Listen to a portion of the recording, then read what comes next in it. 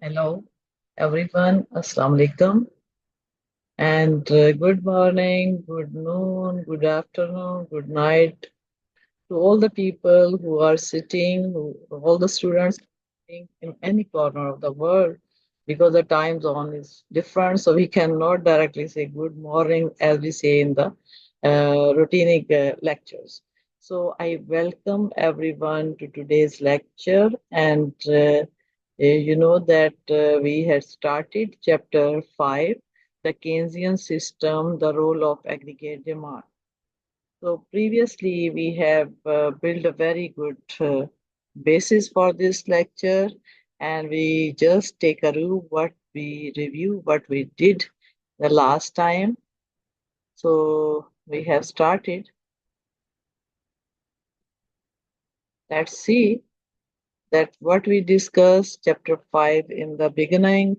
We started Keynesian economics and the problem of unemployment and Great Depression, how the things evolved through the Great Depression towards prosperity and rehabilitation of the world after World War II, the role of Keynes and his conditions for the equilibrium of output, what we discussed, y is equal to c plus s, y is equal to c plus s plus t, and then we introduced investment, realized, we differentiated, realized, and realized and estimated investment. And then we had simple Keynesian model where we discussed the three, you may say, three economies, three uh, sectors like private sector, household sector, and the government sector. Then we discussed uh, the household and business and government sector flow, and then flow of national income.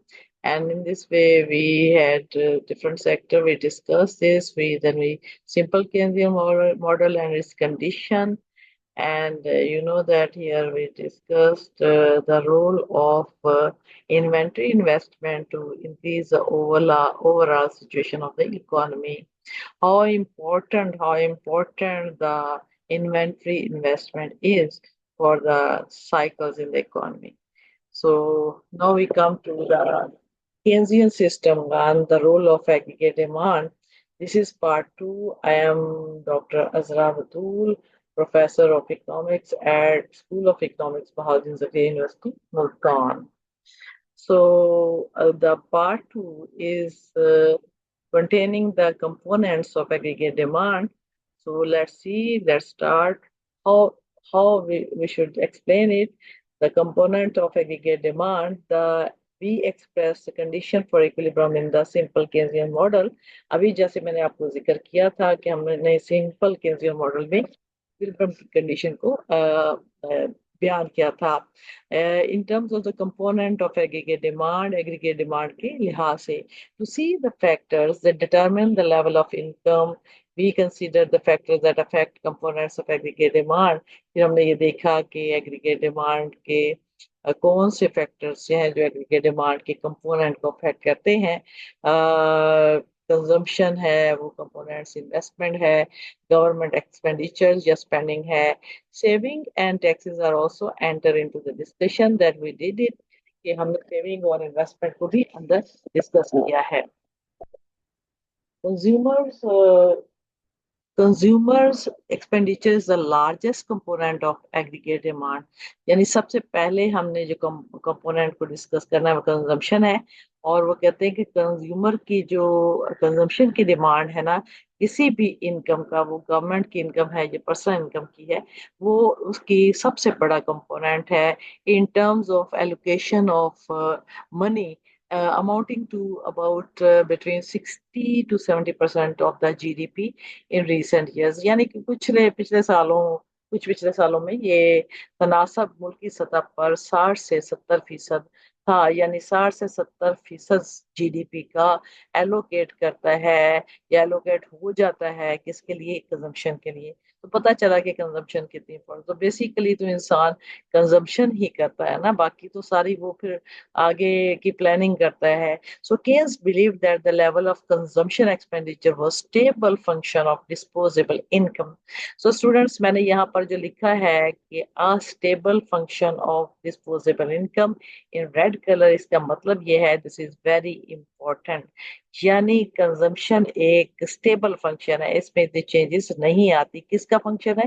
Disposable income, क्योंकि आपकी जो काबिल तसर्रुफ income income है after the tax income है, उसमें से जो consumption expenditure है वो स्टेबल फंक्शन है, which does not change from time to time, very rapid changes में नहीं आती। वेयर डिस्पोजेबल इनकम को हम क्या कहते हैं? Y D, D for disposable, Y income. In our simple model in national income minus net taxes payment, तो हमने पहले ही कहा है कि ये इसमें से जो है वो हम क्या करते हैं कि हमारे नेशनल इनकम में से टैक्स की पेमेंट करते हैं। तो वाई डी का मतलब ये है कि हमारे पास जो है वो डिस्पोजेबल इनकम है, Y D is equal to Y minus T, Y में से टैक्सेशन निकाल, तो that is why we call it the after tax income. में से आपकी कंजम्पशन होती है जिसमें टैक्स शामिल हो, वो आपकी डिस्पोजेबल इनकम नहीं होती। Keynes did not deny that variables other than income affect consumption.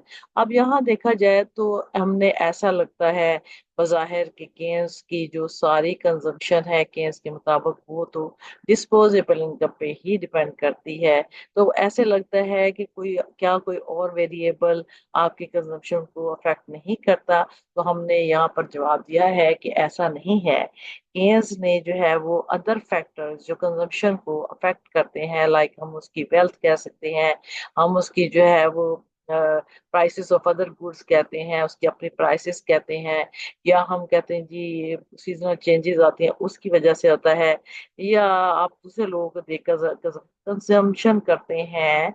लेकिन केन्स ने इसको इनकार नहीं किया। ये बात बड़े दिमाग में फिट कर रहे हैं कि कहीं आप कहें कि केन्स के मुताबिक सिर्फ और सिर्फ जो है वो कंजम्पशन को इनकम ही डिस्पोजेबल अफेक्ट करती है, ऐसा नहीं है।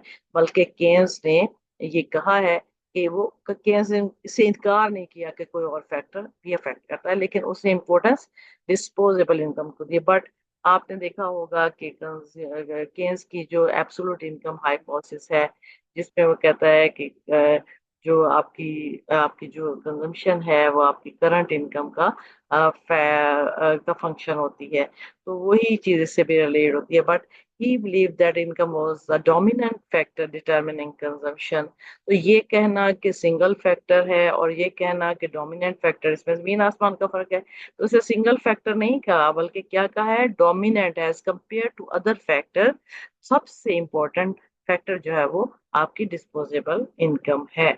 In a first approximation other influences could be neglected. वो कहता है कि चलें हम मतलब इन फर्स्ट अप्रोक्सीमेशन, यानी हमने क्योंकि अभी आगाज किया है तो हम क्या करेंगे कि हम नेग्लेक्ट ही कर देते हैं बाकी तमाम फैक्टर जिसका मैं जिक्र कर चुकी हूँ, कि उनके इन्फ्लुएंस को हम नेग्लेक्ट कर देते हैं, यानी उसको हम ओवरलुक कर देते हैं, हम उसको उनको हम इसमें डालेंगे नहीं मॉडल में। So the specific form of the consumption income relationship term the consumption function. तो स्पेसिफिक जो फॉर्म है कंजम्पशन की वो बताती है इनकम और कंजम्पशन का रिलेशनशिप, इसे हम कंजम्पशन फंक्शन कहते हैं। Propose by Keynes was as follow, C is equal to A plus B of Y D. ये बी को जरा क्लोज कर लें। तो C is equal to A plus B of Y D where A is greater than zero, यानी और B is greater than zero but less than one. तो अब हम देखते हैं वेयर सी तो कंजम्पशन है, बाकी कंपोनेंट्स को भी हम देख लेते हैं। जहां पर जो a है term which is assumed to be positive is the value of the consumption when disposable income was zero। तो अगर हमारा एक हिस्सा इनकम से रिलेटेड है तो a एक इसका इंटरसेप्ट फंक्शन के अंदर होता है, और जब हम कहते हैं ये कांस्टेंट है इसका मतलब ये है कि कोई ऐसी चीज है जो कंजम्पशन को अफेक्ट कर रही है, वो इनकम नहीं है, बल्कि आपकी इनकम जब जीरो भी हो तो तब भी आप कंज्यूम करते हैं। तो वो इंसान अपनी बका के लिए कंजम्पशन कहीं से लेके इधर उधर से पैसे लेके भी तो कर सकता है। तो आपकी कंजम्पशन जो है which is irrespective of the impact of income, disposable income, जब आपकी जीरो हो तो आप फिर भी कंजम्पशन करते हैं, इसे हम ए इंटरसेप्ट कहते हैं, यानी वो फैक्टर्स जो इनकम के अलावा हैं वो भी आपकी इनकम को अफेक्ट कर रहे हैं. अच्छा, अब as such it can be thought of as a measure of the effect on consumption of variables other than income. ये स्टूडेंट देखिए, मैंने अभी ये बात की है कि ए उनका तमाम अफेक्ट का मजमुआ भी हो सकता है जो कि इनकम के अलावा इसको अफेक्ट कर रहे हैं, और वो कांस्टेंट हमने फर्ज किए हैं. So variables not explicitly included in the simple model, जिनको वेरिएबल को हमने मॉडल के अंदर ऐड नहीं करते तो उन सब का रिप्रेजेंटेशन ये है कि ये उन्हीं को रिप्रेजेंट कर रहा है कि उनका इम्पैक्ट ये है कि वो आपके कंजम्पशन को इम्पैक्ट कर रहे हैं, और वो हम कांस्टेंट फर्ज किए हुए हैं. The parameter B, the slope of the function gives the increase in the consumer expenditure पर unit increase in disposable income. तो जिस बी जो है वो स्लोप होता है, और ये बात स्टूडेंट याद रखें, gives the increase in the consumer expenditure. ये कंज्यूमर के एक्सपेंडिचर्स के ज़ाहिर ये इफेक्ट कर रहा है कि आपके ये जो बी है ये आपके कंजम्पशन को कैसे इफेक्ट कर रहा है कि इस, अब इसने कहा है कि variable, so the parameter b, the slope of the function, gives the increase in the consumption expenditure पर unit increase in the disposable income. अगर डिस्पोजेबल इनकम में एक यूनिट चेंज आती है तो उससे बी जो है वो इससे मल्टीप्लाई करके इम्पैक्ट कर रहा है सी को. सो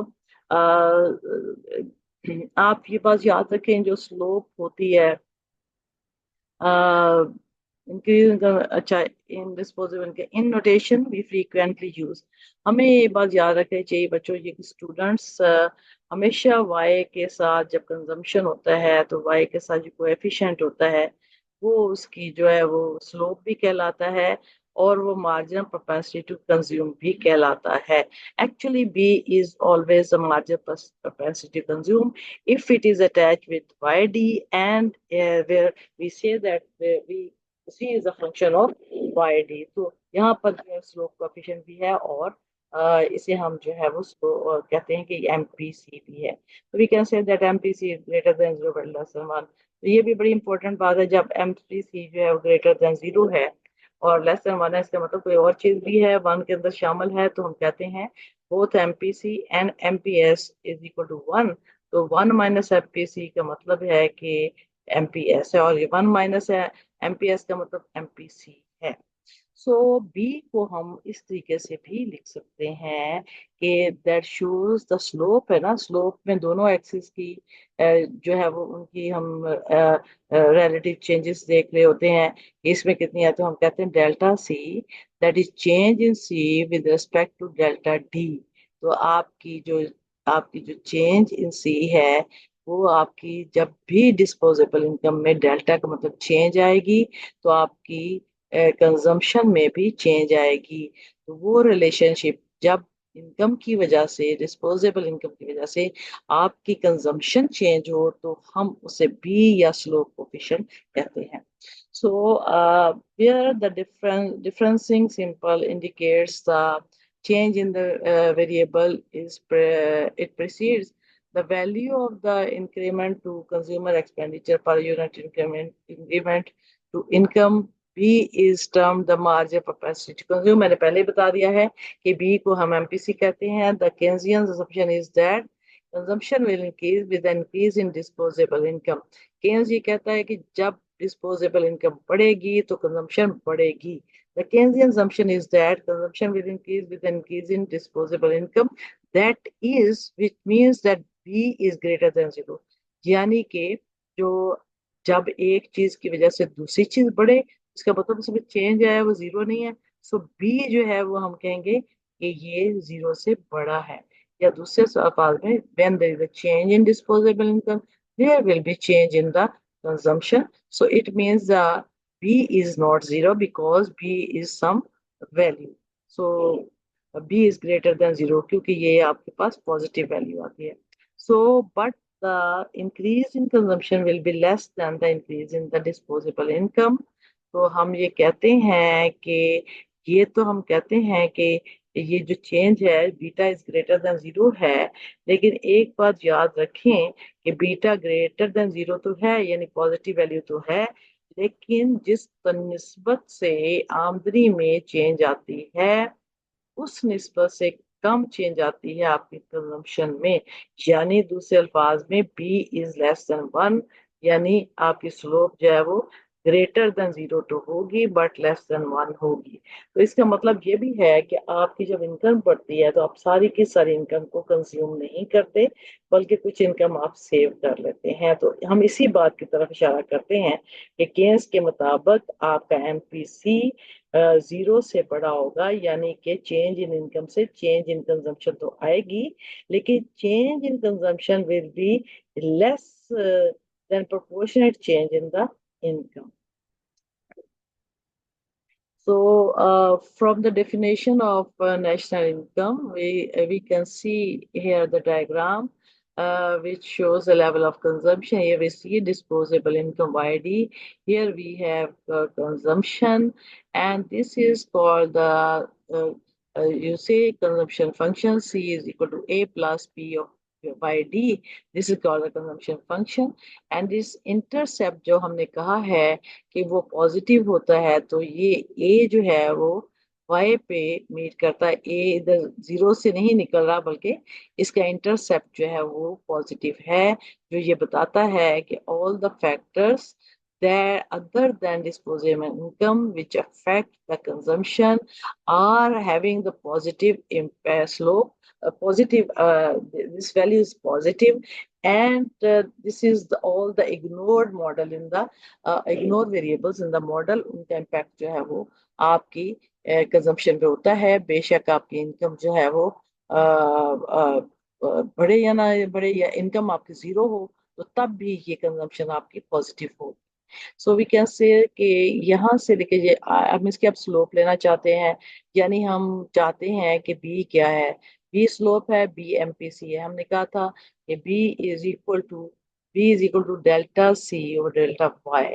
अब हम देखते हैं डेल्टा सी क्या है, क्योंकि एक्स एक्सिस पे हमारा वाई है, तो एक यूनिट से लेके दूसरे यूनिट तक जो चेंज आएगी उसको हम कहेंगे change in Y D. Because यहाँ यहाँ हमने वाई किया ना, तो यहाँ से लेके यहाँ तक जो चेंज आएगी this is called delta Y D. Delta का मतलब चेंज है। तो इसी तरह हमने, क्योंकि वाई एक्सिस पे हमने कंजम्पशन लिया है, तो हम ये लिखेंगे कि ये एक यूनिट से जो चेंज आ रही है कंजम्पशन दूसरे तक, this is called the delta सी।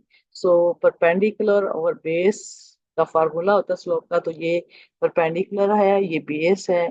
अगर हम इस लिहाज से भी देखें तो हमारे पास स्लोप का फार्मूला डेल्टा सी और डेल्टा वाई है, कि परपेंडिकुलर में डेल्टा सी है और डेल्टा वाई डी जो है वो बेस में है। सो this is the slope and this is called the, ये वाला जो चीज है ये जो यहाँ से लेके यहाँ तक ये स्लोप बताता है।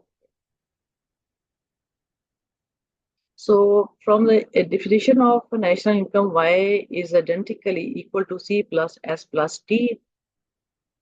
We can rewrite YD, अगर हम Y की जगह YD लिखें, identically equal to Y minus T।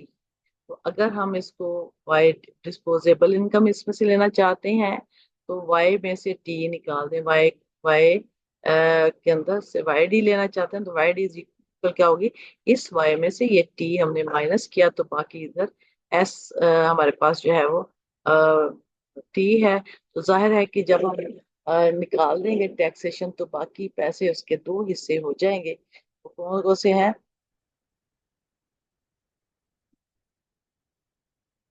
हाँ, Y D is equal to Y minus T इधर निकाला, तो हमारे पास सी प्लस एस रह जाता है। यानी आपकी डिस्पोजेबल इनकम के दो हिस्से फर्दर होंगे आइडेंटिकली, वो एक हिस्सा कंजम्पशन में जाएगा, एक सेविंग में चला जाएगा। तो which shows the disposable income is by definition consumption plus saving आपकी है। तो डिस्पोजेबल इनकम के दो हिस्से हैं, कंजम्पशन और saving. Thus, a theory of the consumption income relationship also implicitly determines the saving income relationship। तो हम कह सकते हैं कि थ्योरी ऑफ कंजम्पशन जो है वो क्या है, income relationship also implicitly determines the saving income relationship. तो ये आपका आपकी इनकम का सिर्फ कंजम्पशन के से रिलेशनशिप नहीं है, बल्कि इनकम का सेविंग के साथ भी रिलेशनशिप है। So because yd is equal to c plus s.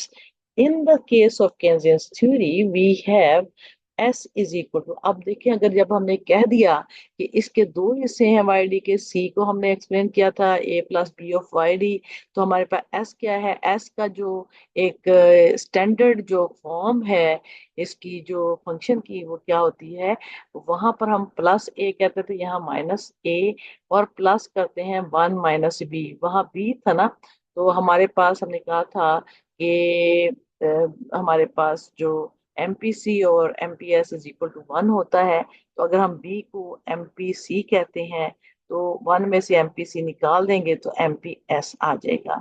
ठीक है, तो ये 5.12 इक्वेशन से हमने, ये स्टैंडर्ड है, ये आपको याद रखना पड़ेगा। अब हम इसको एक्सप्लेन भी करेंगे कि ये माइनस ए, वहाँ प्लस ए था, यहाँ माइनस क्यों है। तो हमने ये कहा था कि कुछ लोग जो है वो, हमारी सेविंग नेगेटिव भी हो सकती है, बिकॉज उसकी वजह ये है कि जब आप, यानी इसका जो इंटरसेप्ट है वो नेगेटिव, यानी आप जब आपके पास पैसे नहीं होते तो आप उधार लेके खाते हैं, जो उधार है उसे हम नेगेटिव सेविंग कहते हैं, क्योंकि वो आपको मुस्तकबिल में अदा करना पड़ेगा। So it in its consumption is A units with YD equal to 0, then at that point we say that saving is identically equal to YD minus C। तो हमारे पास जो सेविंग क्या है उसका फॉर्मूला क्या लिखे, जब हमारे पास YD इसके बराबर आ गया C प्लस एस के, तो हमने क्या कहेंगे कि हम सेविंग जो है YD में से अगर हम C यानी कंजम्पशन निकाल देंगे तो हमारे पास जो है सेविंग आती है इज इक्वल टू 0 - A। अब हमें ये देखना है कि 0 - A कहाँ से आया, और जीरो जो है वो हमने क्या खत्म कर दिया, जाहिर है -A स्लोप उसका रह जाएगी slope. If a 1 unit increase in disposable income leads to an increase in B units, it in consumption, the remainder 1 - B is the increase in saving। तो अगर हम कहते हैं कि ये B है जो कि कंजम्पशन को चेंज करती है डिस्पोजेबल इनकम के साथ 1 यूनिट में चेंज आने से, तो इसका मतलब ये है द रिमाइंडर जो बचेगा 1 में से 1 यूनिट चेंज आने से, इसमें कितनी चेंज आती है, तो रिमाइंडर क्या बचेगा, यानी बाकी क्या बचेगा, 1 में से हमें बी माइनस करना है। इस द इंक्रीज इन सेविंग, ये क्या है, ये सेविंग में इंक्रीज है।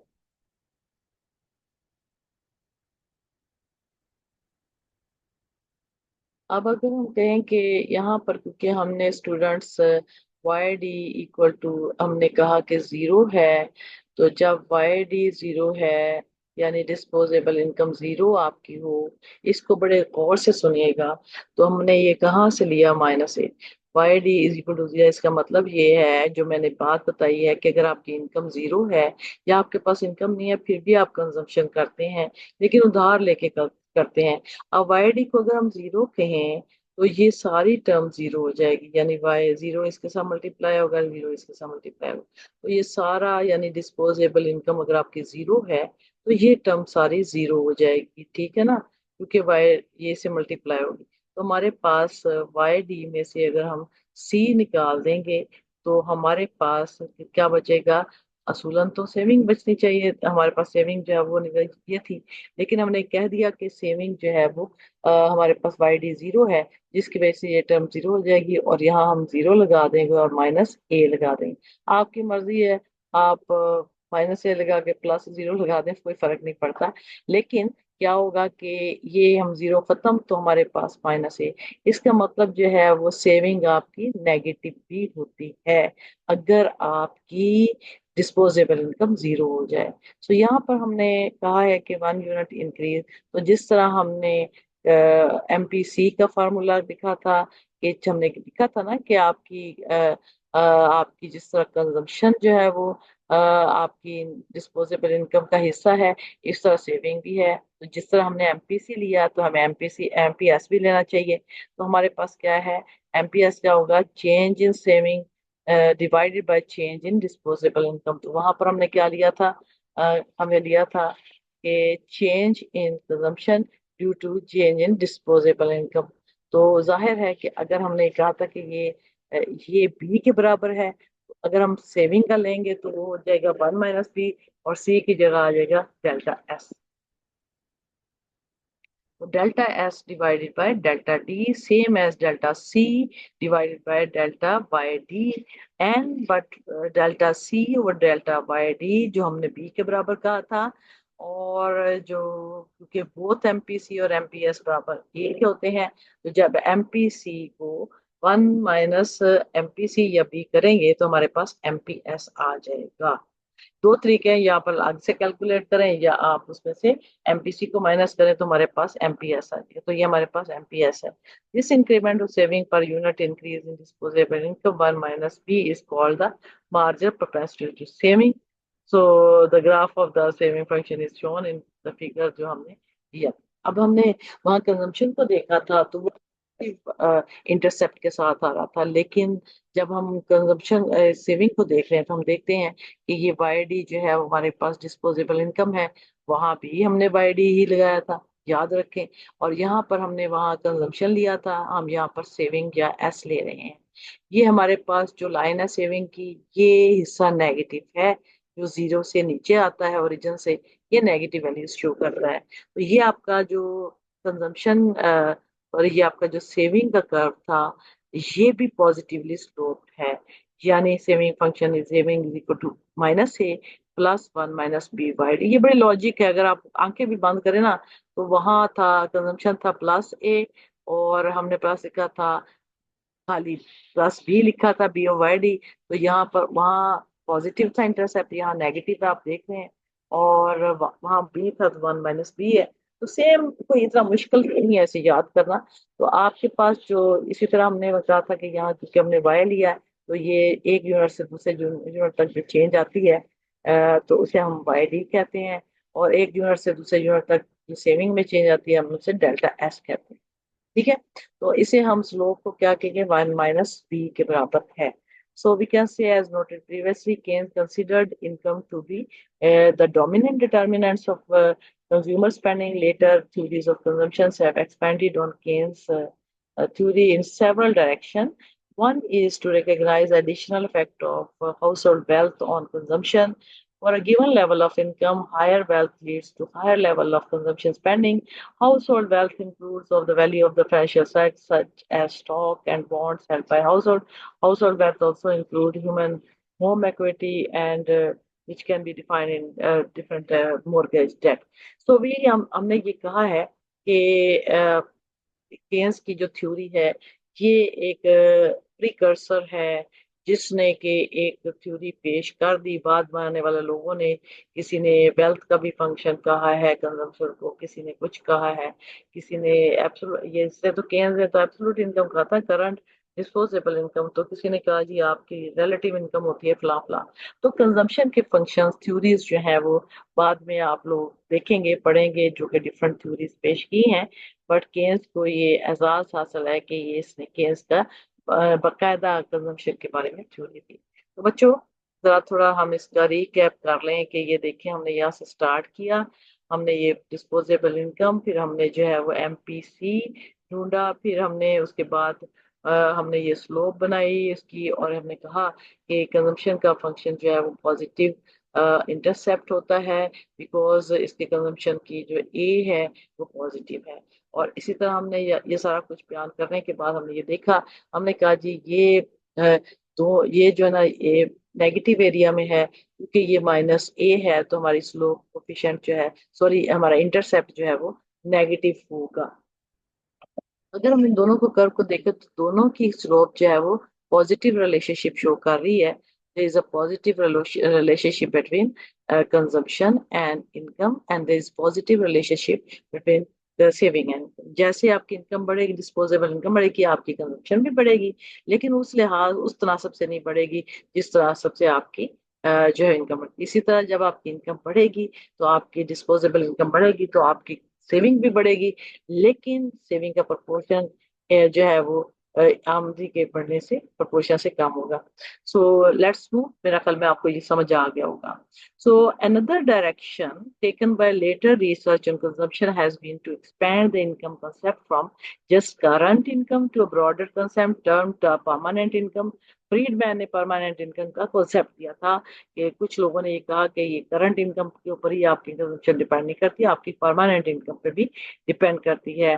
That consist of average current and expected future income, जो आपकी करंट इनकम भी शामिल उसमें हो जाती है और फ्यूचर इनकम भी शामिल होती है। यानी केन्स के बाद लोगों ने कहा, क्रिटिसाइज किया कि सिर्फ आप करंट इनकम ना लें, बल्कि आप आपकी वेल्थ या आपकी इनकम जो फ्यूचर में है वो भी आपकी प्रेजेंट कंजम्पशन को अफेक्ट करती है।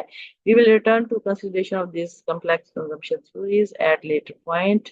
In developing Keynesian's model in this chapter, we stay with simple consumption function given equation 5.9। तो हमें उन थ्योरीज को तो अंदर नहीं लेके आना, हमने सिर्फ और सिर्फ जो है वो केन्स के मॉडल को स्टडी करना है। जब केन्स ने कहा कि मैं इनकार नहीं करता कि अदर फैक्टर्स भी इसको अफेक्ट करते हैं, but I am limiting my self to the disposable income. So इसमें वो सारी थ्योरीज को भूल जाए, सिर्फ केन्स का कंसेप्ट जो है वो याद रखें कि केन्स कहता था कि आपकी जो कंजम्पशन है वो आपकी डिस्पोजेबल इनकम का फंक्शन। तो स्टूडेंट्स, हमने क्योंकि कंपोनेंट्स ऑफ एग्रीगेट डिमांड पढ़ते हैं, जिसे मैं बार बार रिवाइज करती हूँ, y is equal to C plus I plus G और प्लस एक्सपोर्ट माइनस इंपोर्ट। अभी तक हमने एक एलिमेंट पढ़ा है, एक कंपोनेंट पढ़ा है, वो है कंजम्पशन, जो कि हम प्राइवेट कंजम्पशन कहते हैं। यानी कंजम्पशन का मतलब प्राइवेट लोगों की कंजम्पशन। अब हमारे पास इन्वेस्टमेंट प्राइवेट भी, उसमें सारे लोग इकोनॉमी की कंजम्पशन में शामिल होंगे।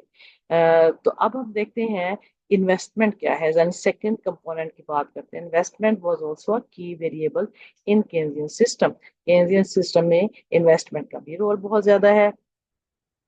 जब आपकी डिजायर्ड बिजनेस इन्वेस्टमेंट में चेंजेस आती हैं, तो वो is a was a major factor that Keynes thought was responsible for changes in income. वो कहता है कि जब आपकी डिजायर्ड बिजनेस इन्वेस्टमेंट के एक्सपेंडिचर में चेंज आती है, तो वो आपकी इनकम के अंदर जो है वो रिस्पॉन्सिबल चेंजेस लेके आती है, यानी बहुत बड़ी वायबल चेंजेस लेके आती है। इन्वेस्टमेंट ही तो है जो आपकी इनकम को बढ़ाती है, जो आपके आउटपुट को बढ़ाती है, जो आपके एम्प्लॉयमेंट को बढ़ाती है। So investment is very very important variable.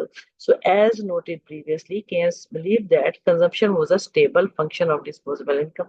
ये मैंने पहले बताया था स्टूडेंट, ये वाली जो मैंने रेड लिखा है ना, इसको जुबानी याद कर लें कि केन्स के मुताबिक कंजम्पशन फंक्शन क्या है। तो आप कहेंगे केन्स के मुताबिक consumption is a stable function of disposable income, यानी उसमें चेंजेस ज्यादा नहीं आती। मैंने पहले बताया था कि पिछले सालों में, कुछ सालों में 60 से 70% के दरमियान वेरी करता है आपकी कंजम्पशन, ज्यादा वेरी नहीं करती। और ये जाहिर है, जो आपने खाना पीना है, पहनना ओढ़ना, वो तो आपकी रूटीन ही रहेगी, तो इसमें ज्यादा चेंजेस नहीं आती, इसलिए हम स्टेबल फंक्शन कहते हैं। This view did not imply the consumption expenditure which be stable over time. लेकिन इसका ये मतलब नहीं है कि आपकी कंजम्पशन ओवर टाइम स्टेबल रहेगी, ओवर टाइम चेंज होती रहेंगी, लेकिन आपकी फॉर द टाइम बीइंग जो फंक्शन आपने बनाया है उसमें ये स्टेबल होगी।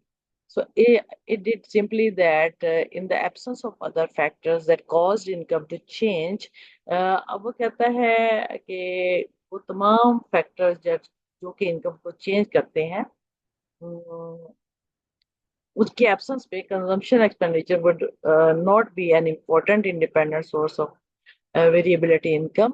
तो आपकी जो कंजम्पशन एक्सपेंडिचर जो है वो would not be important independent source of variability income. तो वो इनकम के अंदर वेरिएबिलिटी लाने के लिए वो कोई इम्पोर्टेंट इंडिपेंडेंट सोर्स नहीं होगा, जबकि हमने अदर फैक्टर्स जो कि इनकम को अफेक्ट करते हैं, अगर हम उसे इग्नोर कर दें, सो दैट कॉज चेंजेस, उनको अगर हम इग्नोर कर दें, ठीक है।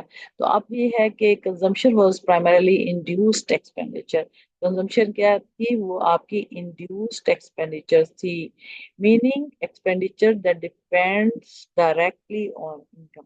इंड्यूस्ड चीज वो होती है वेरिएबल जो कि किसी और की असर के तहत चेंज लेके आए।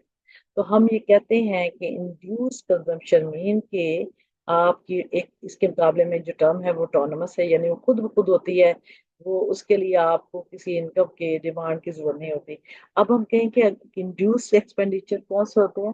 कि जो आपके एक्सपेंडिचर इनकम के साथ directly related, meaning that expenditure that depends directly on income. जो आपके एक्सपेंडिचर इनकम के साथ जब मरबूत हो, उससे राब्ता हो, उसी की वजह से इसमें चेंजेस आए, तो हम कहते हैं इंड्यूस्ड एक्सपेंडिचर। एटोनमस वो है जो इररेस्पेक्टिव ऑफ इनकम आपकी चेंज लेके आते, ठीक है।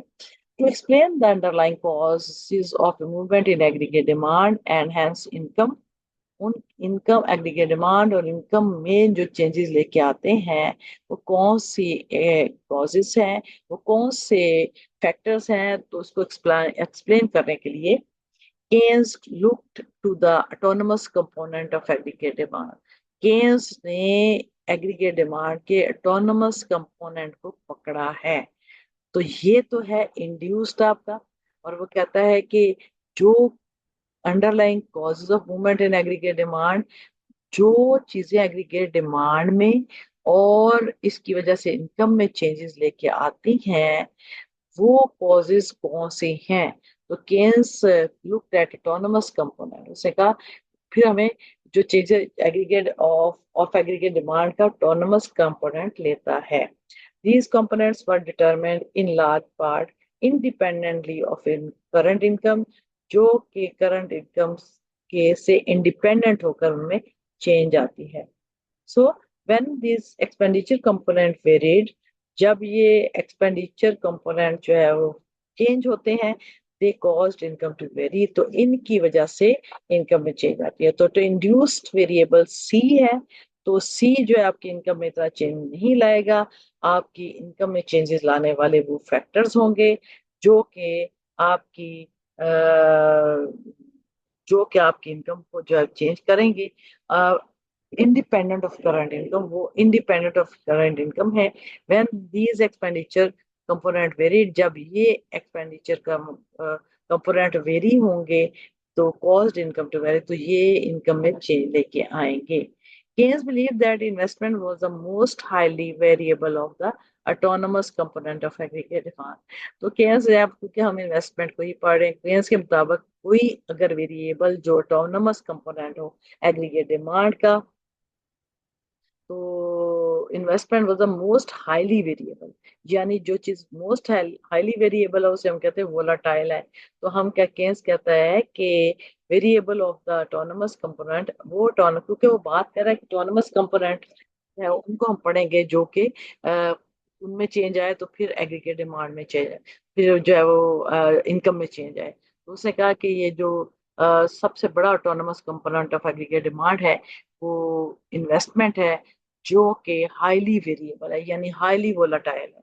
तो हमें जो है वो चेंज लाने वाले कंजम्पशन नहीं है, बल्कि ज्यादा कंजम्पशन नहीं, क्योंकि वो तो स्टेबल रहती है। तो वोलाटाइल कौन सी है? इन्वेस्टमेंट है। सो इसके ऊपर फोकस करता है, जो कि रेस्पेक्टिव ऑफ इनकम काम करता है। He believed that variable investment spending was primarily responsible for income instability.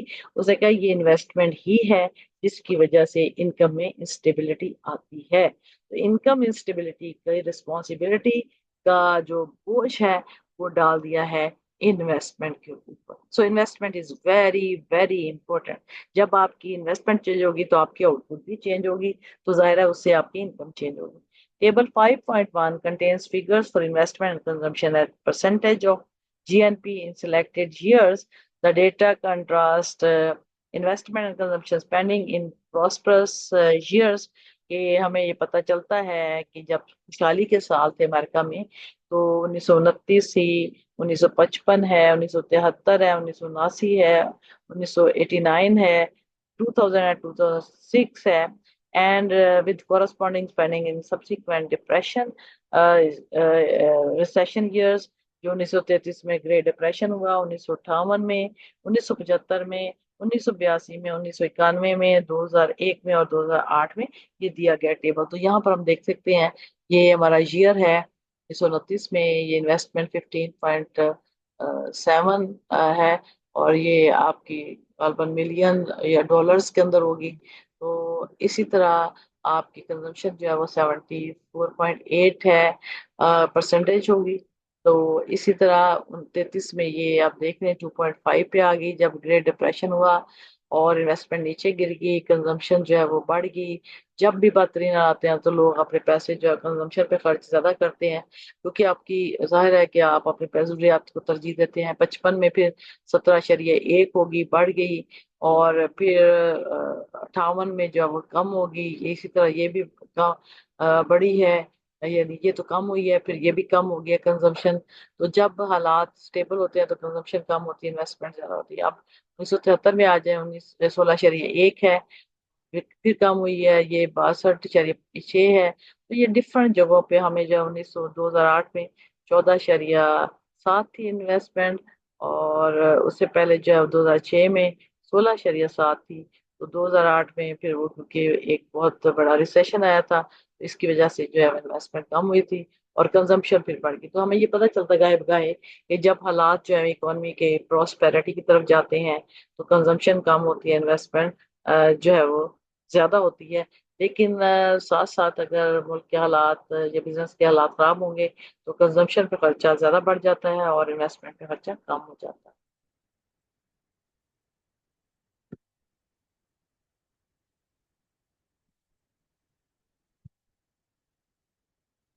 तो लेट्स सी,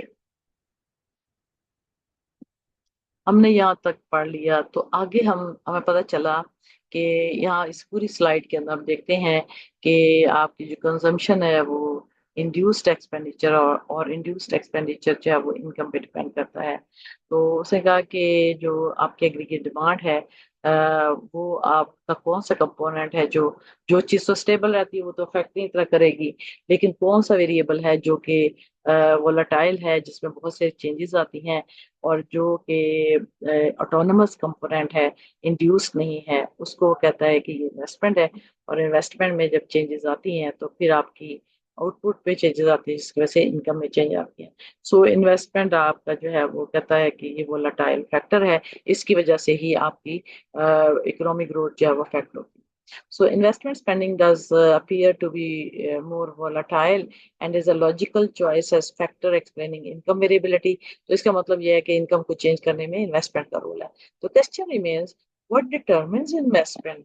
आप सवाल ये पता बच्चे कि इन्वेस्टमेंट को अब हमने सारा सेरा जो एग्रीगेट डिमांड का बांध दिया है कि कंजम्पशन तो स्टेबल फंक्शन है, तो वोलाटाइल क्या है इन्वेस्टमेंट। तो खुद इन्वेस्टमेंट को कौन से फैक्टर्स अफेक्ट करते हैं, कौन से फैक्टर्स हैं जो इन्वेस्टमेंट ज्यादा लाते हैं, जो कौन से फैक्टर है इन्वेस्टमेंट कम करते हैं या कम या ज्यादा करते हैं। सो Keynes suggested two variable as primary determinants of investment expenditure in the short run। Short run की केस हमेशा बात करता है, और उसने कहा कि शॉर्ट रन में आपकी इन्वेस्टमेंट को दो फैक्टर आपके अफेक्ट करते हैं। एक है इंटरेस्ट रेट, एक नंबर क्या है इंटरेस्ट रेट, दूसरा है the state of business expectation, के बिजनेस की एक्सपेक्टेशन की हालात कैसे हैं। नोट इन एक्सप्लेनिंग, अब देखें आप जो यही बात जो है वो क्लासिकल्स ने भी कही थी कि आपकी इन्वेस्टमेंट को रेट ऑफ इंटरेस्ट और दूसरा आपकी फ्यूचर एक्सपेक्टेशन करती हैं। तो अब यहाँ पे मैंने नोट भी लिखा है, इन explaining the relationship between investment and rate of interest, Keynes analysis did not differ from classical view। यही बात है, यही बात क्लासिकल ने की है। शॉर्ट पीरियड में जो है वो आपकी जो है आपका इन्वेस्टमेंट है डिपेंड करता है आपकी इंटरेस्ट रेट और बिजनेस की एक्सपेक्टेशन पर। The level of investment is assumed to be inversely related to the level of interest rate। हमने ये पहले भी पढ़ा था कि अगर लेवल ऑफ इंटरेस्ट रेट के साथ उसका उलट रिलेशनशिप है, इनवर्स है। कैसे? अगर इंटरेस्ट रेट बढ़ेगा तो फिर इन्वेस्टमेंट कम हो जाएगी, and vice versa. Investment interest rate बढ़ने से इन्वेस्टमेंट क्यों कम होगी? इसके लिए कि इन्वेस्टमेंट को कॉस्ट ऑफ कैपिटल कहा जाता है। जब आपकी कॉस्ट ऑफ कैपिटल बढ़ेगी तो कॉस्ट ऑफ प्रोडक्शन बढ़ेगी, कॉस्ट ऑफ प्रोडक्शन बढ़ेगी तो आप इन्वेस्टमेंट कम करते हैं। At higher interest rate, fewer investment projects have prospective return. आपके आपका इंटरेस्ट रेट हाई होगा तो बहुत कम प्रोजेक्ट है जिसपे आपको रिटर्न ज्यादा मिलने की तो है। High enough to justify borrowing to finance them, यानी इतनी तो हाई होना चाहिए कि हम जस्टिफाई कर सकें कि हमने फाइनेंस करने के लिए जो कर्जा लिया है, बोरोइंग की है, तो इसलिए की है कि ये हमारे प्रॉफिटेबल। ठीक है, तो this link will be important in chapter 6 में भी होगा। For now, because we have not explained how the interest rate is determined in the Keynesian model, हमने अब पीछे हमने क्लासिकल्स की इंटरेस्ट रेट की थ्योरी तो पढ़ी थी कि how interest rate is determined, where the demand for loanable fund is equal to the supply of loanable funds, तो इंटरेस्ट रेट डिटरमिन होता है। लेकिन हमने अभी तक केन्स की इंटरेस्ट रेट की थ्योरी को नहीं पढ़ा। तो हम क्या कहते हैं, we neglect the effect of interest rate on investment. तो हम इंटरेस्ट रेट का इफेक्ट इन्वेस्टमेंट पे इग्नोर कर देते हैं, क्योंकि अभी तक हमने इंटरेस्ट रेट की थ्योरी नहीं पढ़ी कि इंटरेस्ट रेट डिटरमिन कैसे हो। We focus on the second factor, तो एक फैक्टर को हमने इग्नोर कर दिया। तो दूसरा फैक्टर क्या है कि दूसरा factor determine the investment the expected yield on investment projects, यानी हमने कहा एक्सपेक्टेड प्रॉफिट या एक्सपेक्टेड यील्ड जो है उसे कितना उसके अंदर जो है वो नजर आ रहा है अर्निंग, तो वो उस पे आपकी investment. So according to classical subject का इंटरेस्ट रेट और दोनों पे यहाँ पर भी वही बात है, लेकिन हमने क्योंकि इंटरेस्ट रेट को डिटरमिन नहीं किया तो हम इसको थोड़ी देर के लिए इग्नोर करते हैं। हम देखते हैं कि अगर इंटरेस्ट रेट को हम कांस्टेंट फर्ज कर लें, हम देखें कि आपकी जो एक्सपेक्टेड यील्ड क्या है, तो फिर उसका इन्वेस्टमेंट पे क्या असर पड़ता है। So business managers' expectation about the future profitability of investment projects are a central element in Keynes model। बच्चों, स्टूडेंट्स ये बात याद रखें, केन्स की सारी थ्योरीज में वैसे तो एक्सपेक्टेशन बहुत पार्ट प्ले करती हैं। जाहिर है कि एक चीज की एक्सपेक्टेशन आप करेंगे तो आपके फैसले उसी के ताबे आते हैं। आप अंधाधुंध तो फैसले नहीं कर सकते। हम कहते हैं कि बिजनेस मैनेजर्स एक्सपेक्टेशन, यानी बिजनेस को चलाने वाले जो लोग हैं, उनकी फ्यूचर प्रॉफिटेबिलिटी ऑफ इन्वेस्टमेंट के बारे में जो तवक्कुआत होंगी, इन्वेस्टमेंट प्रोजेक्ट्स के बारे में, उनकी कामयाबी के बारे में और या नाकामी के बारे में, are central element in Keynes analysis. Keynes के एनालिसिस का ये मरकजी नुक्ता है, सेंट्रल एलिमेंट, मरकजी पॉइंट है। यानी केन्स के इन्वेस्टमेंट के थ्योरी के अंदर बिजनेस की एक्सपेक्टेशन का रोल बहुत बहुत बहुत अहम है। इसको आप लिख कर रख लें बहुत सुनहरी रूप से कि केन्स एक्सपेक्टेशन को इम्पोर्टेंस ज्यादा देता है। Keynes emphasise the uncertain knowledge. Keynes ने क्या कहा, केन्स की थ्योरी को अगर गौर से देखें तो उससे हमने ये लफ्ज इस्तेमाल किया है, अनसर्टन नॉलेज के ऊपर वो एम्फेसाइज करता है, जोर देता है, upon which expectation of the future must be based. उसे कहा है कि हम जो फ्यूचर की एक्सपेक्टेशन जो बिजनेस मैनेजर्स बनाते हैं, फॉर्मुलेट करते हैं, वो नॉलेज जो है वो क्या है, अनसर्टन नॉलेज है, जिसकी बुनियाद के ऊपर लोग अपनी तवक्कुआत को सेट करते हैं। यानी गैर यकीनी इल्म है आपके पास, हमें नहीं पता। देखिए मुस्तकबिल तो किसी ने नहीं देखा। हम कहते हैं जी प्राइसेस बढ़ जाएंगे, हो सकता है कम हो जाए। हम कहते हैं जी मुल्क की जीडीपी ग्रोथ रेट बढ़ जाएगी, हो सकता है कम हो जाए। सो नॉलेज अनसर्टन है, गैर यकीनी है। Future is not perfect, knowledge आपका परफेक्ट नहीं हो सकता। उसे कह सकते अनसर्टन नॉलेज है अपॉन विच, जिस पे के हम अपनी तवक्कुआत को सेट करते हैं to predict the profitability of project that will produce output over 20 to 30 years। अगर हम कहते हैं कि एक प्रोजेक्ट के बारे में हम एस्टिमेट करते हैं कि उसकी प्रॉफिटेबिलिटी क्या होगी, प्रोडिक्शन अगर हम करें, तो वो प्रोडिक्शन हमने अगले 20 से 30 सालों के करने होंगे। A manager needs a great deal of knowledge about the future। तो मैनेजर को फ्यूचर के बारे में बहुत ज्यादा उसे जो है ना चीजों को खंगालना पड़ेगा, हाईलाइट करना पड़ेगा, स्टडी करनी पड़ेगी, क्योंकि everything is uncertain. So he needs to know the future demand for the product. उसे क्या क्या चाहिए, मसलन उसे अब जाहिर चीज प्रोड्यूस करनी, फर्ज करें उसे मोटरसाइकिल प्रोड्यूस करें, तो उसे पता चलना चाहिए कि फ्यूचर में मोटरसाइकिल की डिमांड क्या होगी, विच रिक्वायर्स क्या है। अब इसकी डिमांड के लिए उसे क्या चाहिए, नॉलेज अबाउट फ्यूचर, फ्यूचर के बारे में इल्म, किसने देखा फ्यूचर, और फिर कंज्यूमर टेस्ट, फ्यूचर में कंज्यूमर की टेस्ट क्या होंगी, ठीक है। The state of aggregate demand, aggregate demand की हालत क्या होगी। तो आपके डिमांड के पीछे चलता ना, अगर आपकी डिमांड ही नहीं ज्यादा होगी तो आपकी सेल नहीं होगी चीजों की। पता चला कि बहुत इंपॉर्टेंट है, अनसर्टन नॉलेज है, और आपको फ्यूचर के डिमांड के बारे में पता चलना चाहिए, और क्या है ये सारी चीजें आपको मद्देनजर रखनी पड़ेगी। Immediate knowledge about future cost, इसके साथ साथ ये तो सारी चीजें उसके कंज्यूमर के पॉइंट ऑफ व्यू से, फिर उसे जो है वो कॉस्ट को भी देखना पड़ेगा, वो कॉस्ट उसकी किस किस चीज पे आती है। ऑल फैक्टर्स ऑफ प्रोडक्शन की प्राइसेस जो है वो उसकी कॉस्ट बनती है, मसला मनी वेजेस है, ये इसकी कॉस्ट ऑफ प्रोडक्शन है। इंटरेस्ट रेट है जो उसे बैंकों को पे करना है, और फिर उसे टैक्स भी पे करना, वो भी उसे कॉस्ट में आ जाएगा। तो ना सिर्फ ये कि उससे फ्यूचर की डिमांड को देखना है, उसे नॉलेज होना चाहिए फ्यूचर का, कंज्यूमर के टेस्ट का नॉलेज होना चाहिए, उसे एग्रीगेट डिमांड क्या हालात क्या होगी वो पता होना चाहिए, उसे कॉस्ट ऑफ प्रोडक्शन का पता होना चाहिए, यानी money wages, interest rate, tax rate और अदर रॉ मटेरियल वगैरह की जो सबकी कीमतें पता होना चाहिए। A well-grounded forecast of such variable cannot be made for 20 to 30 years into the future. But the tragedy is that you are making a project for a long time, but इनके बारे में आपको अगले 20 से 30 साल की इंफॉर्मेशन आपको कभी भी जो है वो आपको एक्यूरेट नहीं मिल सकती, जिसकी वजह से फोरकास्ट करना मुश्किल होता है।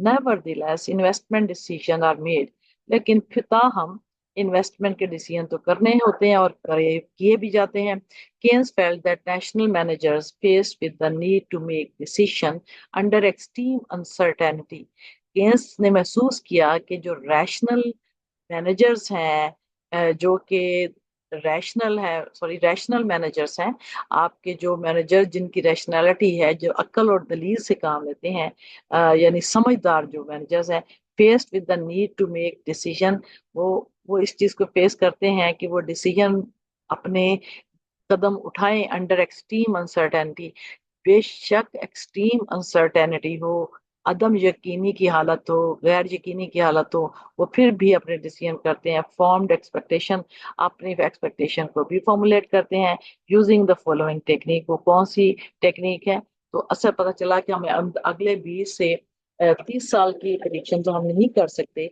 लेकिन फिर भी जो रैशनल मैनेजर्स हैं वो डिसीजन भी करते हैं, और वो फॉलोइंग अपने एक्सपेक्टेशन भी करते हैं, और एक्सपेक्टेशन किन टेक्निक्स पे होता है ये हम देखते हैं। They tend to extrapolate past trends into the future, वो पास्ट के जो ट्रेंड रहे हैं उन्हीं की अक्कासी वो फ्यूचर में भी कर लेते हैं, यानी उन्हीं की कोई एवरेज ले ली, या उसी तरह वो देख लेते हैं कि पिछले 5 सालों में ऐसा हुआ, अगले 5 सालों में क्या होगा, अगले 5 सालों में क्या होगा। सो एक्स्ट्रापोलेट करते हैं, यानी उसको एक एस्टिमेट लगा लेते हैं, ignoring possible future changes, future changes को तो वो इग्नोर कर देते हैं। And unless there was specific information about a prospective change, कि जब तक कि आपको प्रोस्पेक्टिव चेंज मतलब चेंज जो है उसके बारे में आपको स्पेसिफिक इंफॉर्मेशन ना हो, तो आप उसे एक्सट्रापोलेट करके और पॉसिबल चेंजेस को, फ्यूचर को इग्नोर कर देते हैं। इस तरीके से आप पास्ट को देखते हुए फ्यूचर को कैलकुलेट कर सकते हैं। knowing that our own individual judgment is worthless, ये वो जानता है, ये जानते हुए कि हमारा अपना जाती जो जजमेंट है वो वर्थलेस है, we endeavour to fall back on the judgement of the rest of the world. हम अपनी जजमेंट को देखिए, कुएं के मेंढक को तो इतना ही पता ना कि कुएं में कितना पानी है, उसे ये तो नहीं पता समंदर में कितना पानी है। स्टूडेंट्स, अपनी जजमेंट को अगर हम कहें कि वो वर्थलेस है, फिर किधर जाएं। तो as we endeavor to fall back on the judgment of the rest of the world, हम पूरी बाकी दुनिया की जजमेंट देखते हैं कि वो क्या कहते हैं, which is perhaps better informed, जो हमसे बेटर इन्फॉर्म्ड है हम उनकी जजमेंट को देख लेते हैं। That is we endeavour to conform with the behaviour of the majority of the average. तो हम क्या है, जो जैसे जिधर हवा का रुख चल रहा है, मेजोरिटी जो है वो जो एक्सपेक्टेशन कर रही है, तो फिर हमारी एक्सपेक्टेशन भी वैसी ही हो जाएगी। तो पता चला कि आपकी अपनी जाती राय तो है वो महदूद हो सकती है, तो फिर आप लोगों को देखते हैं कि दूसरे लोग किधर जा रहे हैं। जब ज्यादा मेजोरिटी जिस तरफ जाती है तो आप भी उस तरह के फैसले करना शुरू करते हैं, average. So the psychology of society of individuals, each of whom is endeavoring to copy the others, lead to what we may strictly term as conventional judgment. जब हम अंधाधुंध लोगों की तकलीदें करते हैं तो इंसान की सोसाइटी, इंसान की ये साइकोलॉजी है कि हम अक्सर लोगों को जो कॉपी कर रहे हैं, वी इसमें स्ट्रिक्टली टर्म एज, जब हम लोगों को देखकर तकलीद करते हैं तो सिर्फ कहते हैं कन्वेंशनल जजमेंट, यानी कि रवायती जजमेंट। यानी उसमें आप अपनी राय की बजाय आप लोगों को, अपने पीयर्स को, अपने कंपेटिटर्स को देखते हैं। Keynes believed that an expectation formed in this manner would have the following property.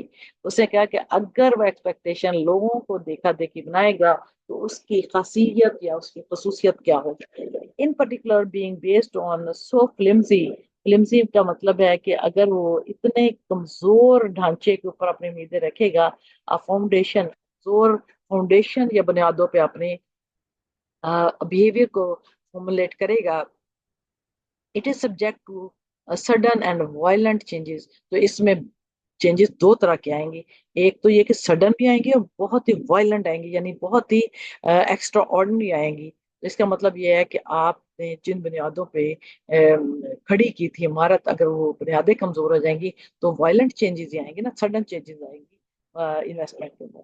So the practice of calmness and immobility, of certainty and security suddenly breaks down.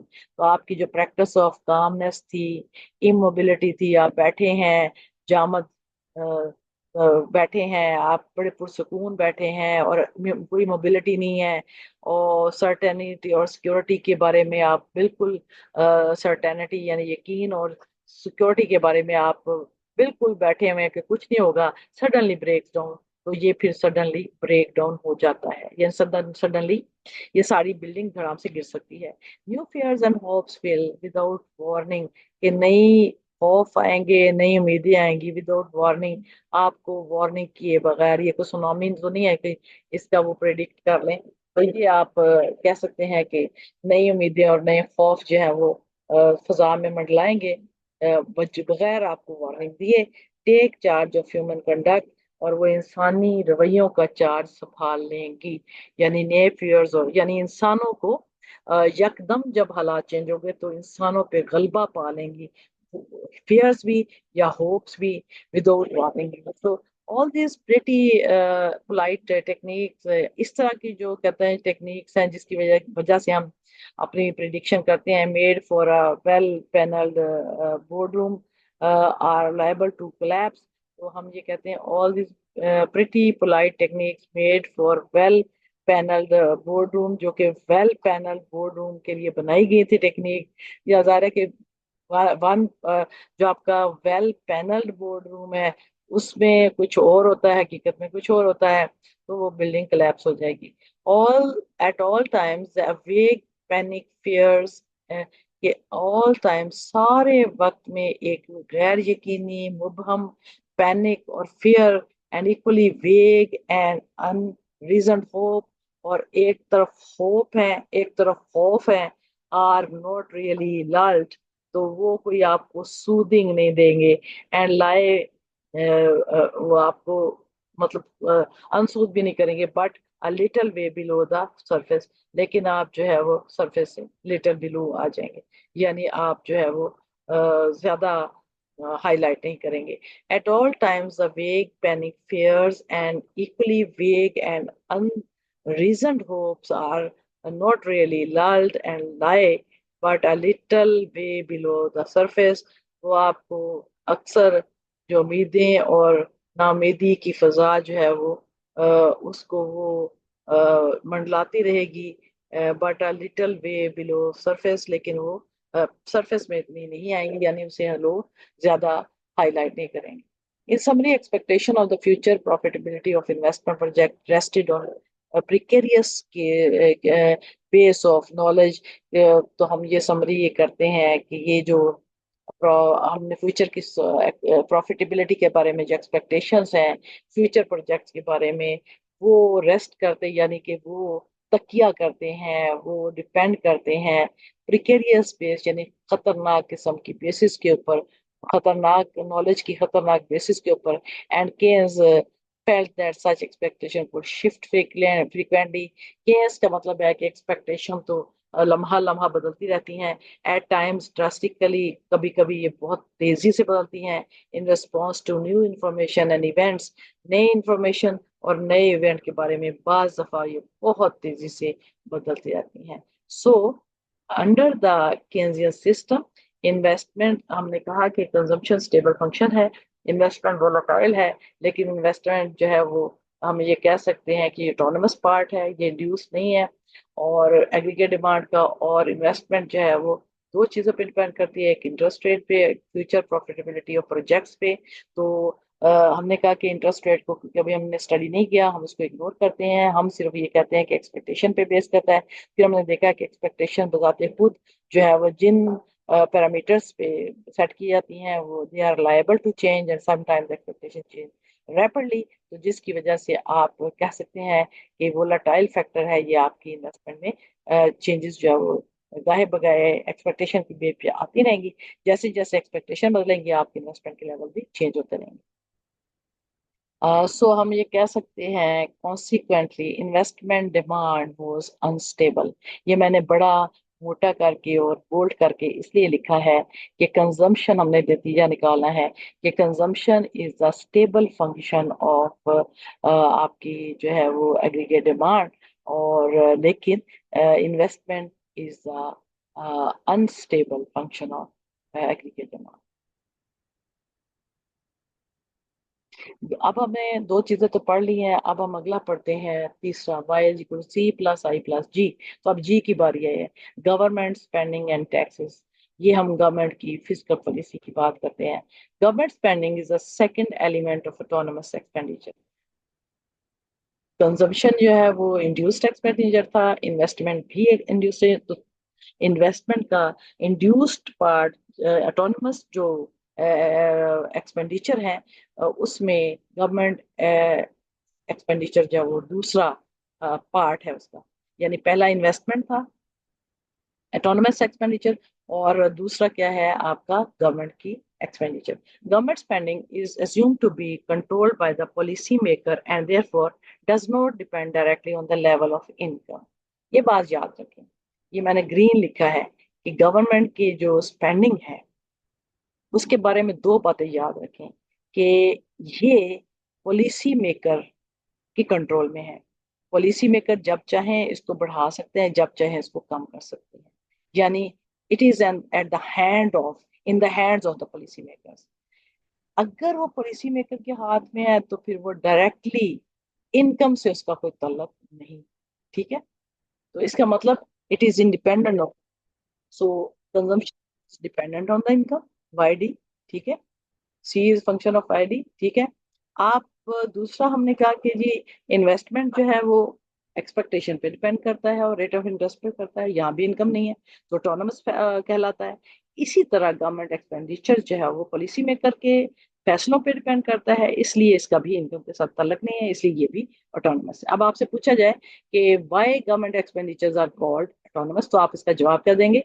Because it is controlled by the policy makers, so it has no connection with income, so that is why it is called autonomous of the independent of the income changes। We assume that the level of tax receipt t is also controlled by the policy makers।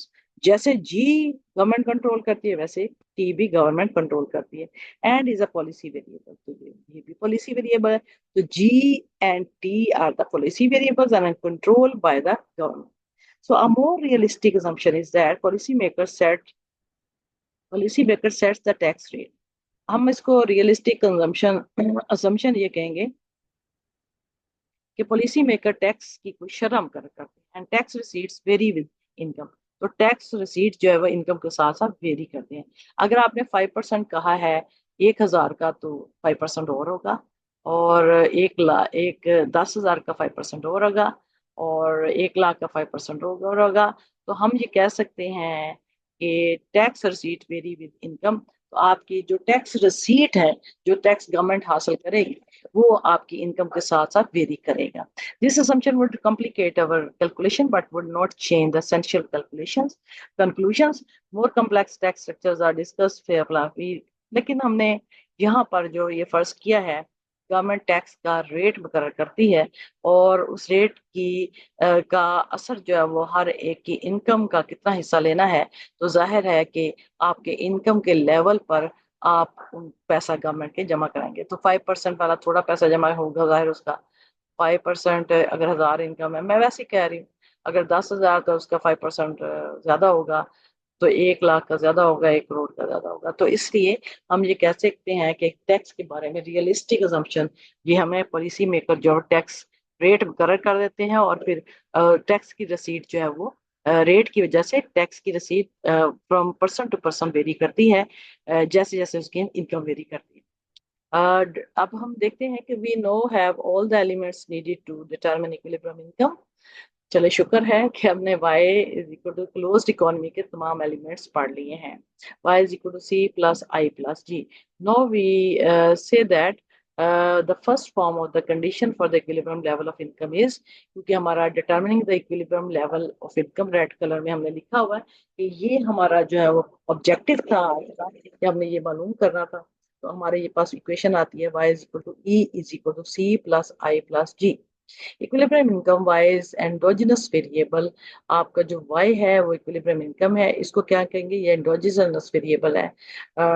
Endogenous variable वो होता है जिसका solution हम with in the model करें. तो y का solution हमने model के अंदर से लेना है, क्योंकि मॉडल में c आएगा, i आएगा, g आएगा, तो y जो है वो ऑटोमेटिकली डिटरमिन हो जाएगा. The autonomous expenditure term i and g are given. Autonomous expenditure जो है वो, जिसे हम कहते हैं, हमने पढ़ा था कि सी जो है वो डिस्पोजेबल इनकम पे डिपेंड करती है, ये इंड्यूस्ड कंजम्पशन होती है. और हमारे पास जो आई है, आई जो है वो हमारे पास जो है वो ऑटोनमस था और जी भी ऑटोनमस था. तो autonomous expenditure I and G are given. हम कहते हैं ये फिक्स है, गिवन है. As is the level of T. T को भी हमने कहा कि ये गिवन है. These are exogenous variables. ये एक्सोजिनस वेरिएबल्स हैं determined by factor outside the model, जो कि जब वो वाई पे डिपेंड नहीं करते तो आउटसाइड द मॉडल पे डिपेंड करेंगे. तो हम कहते हैं कि ये एक्सोजिनस वेरिएबल है जिनका सोल्यूशन हम मॉडल से नहीं ले सकते. Consumption is for the most part induced expenditure. Consumption को हम इंड्यूस्ड एक्सपेंडिचर कहते हैं, ज्यादातर determined endogenously by the consumption function, क्योंकि ये एंडोजिनसली कंजम्पशन फंक्शन से हम हासिल करते हैं. आप देखें ना, हमारे पास जो फंक्शन आता था सी का, हम देखते हैं ये कैसे एंडोजिनस है. एंडोजिनस ये है जिसका मॉडल के अंदर से सोल्यूशन फाइंड आउट हो. तो हम कहते हैं सी इज इक्वल टू, सी की हमने पीछे स्टूडेंट्स जो इक्वेशन लिखी थी वो थी A plus B of Y D. यानी A consumption is the function of, you say that autonomous, हमारे पास जो है वो जो चेंज ऑल द फैक्टर्स की वजह से जो आता है, फैक्टर है जो इम्पेक्ट कर रहा है, और ये फैक्टर जो है वो अब आई डी के साथ अटैच है. तो हम इसको लिख सकते हैं कि हमारे पास c is equal to A plus B Y minus B T. तो यानी हम इसमें से क्या है, टैक्स निकाल देंगे तो हमारे पास कंजम्पशन आएगी. फिर the second equality uses the definition of disposable income. Y D is equal to Y minus T. तो हमारा ये तो हमारे पास जो बी वाई है माइनस बी टी, हम इसमें से माइनस करेंगे. So Y D identical equal to Y minus T. Disposable income अगर हमने लेनी है तो हमारे पास ये थी कि A plus B of Y D, where Y D को हमने क्या शो करना है, वाई माइनस टी. तो ये बी जो है ये यहाँ पर वैसे का वैसे आ गया है. ठीक है. तो ये क्योंकि डिस्पोजेबल इनकम क्या होती है, Y minus T, sorry, Y D is equal to Y minus T. तो अगर हम वाई माइनस टी के साथ अगर हम बी को मल्टीप्लाई करें, यहाँ हम अगर वाई माइनस टी लगा दें और बी से मल्टीप्लाई करें तो हमारे पास बी ऑफ वाई, ये बी जो है वाई के साथ भी हो जाएगा और बी ऑफ टी भी हो जाएगा. So we can say that ये जो हिस्सा है ये है हमारे पास है B into Y minus T. तो ठीक है ना, ये है Y D is equal to Y T है, तो ये बी हमारे पास है, तो ये बी जो है ना इन दोनों के साथ मल्टीप्लाई हो जाएगा. So we can say substituting the equation for consumption given by equation 5.9 into the equilibrium condition 5.2, ये इक्विलिब्रियम कंडीशन है। अगर हम इस इक्वेशन को वहां पर पुट कर दें, we can solve for Y bar, तो हमारे पास equilibrium level of national income आएगा। The equilibrium level of income as follow, Y is equal to C, 5.2 क्या थी, Y is equal to C plus I plus G. तो यहाँ पर हमने अब सी की वैल्यू पुट करनी है, Y is equal to A plus B of Y, B of Y यानी सी की जगह हम क्या लिखेंगे, A plus B of Y minus B T, ये किसकी जगह होगा, सी की जगह, क्योंकि ये सी है ना।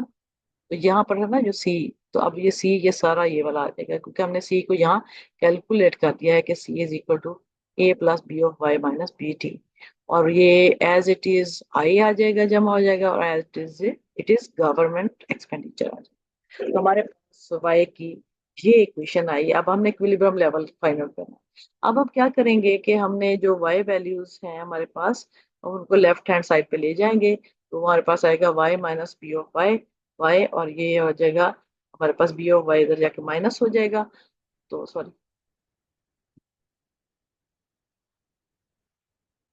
अच्छा, अब हमारे पास बाकी क्या रह गया, B A minus B T plus I minus plus ji.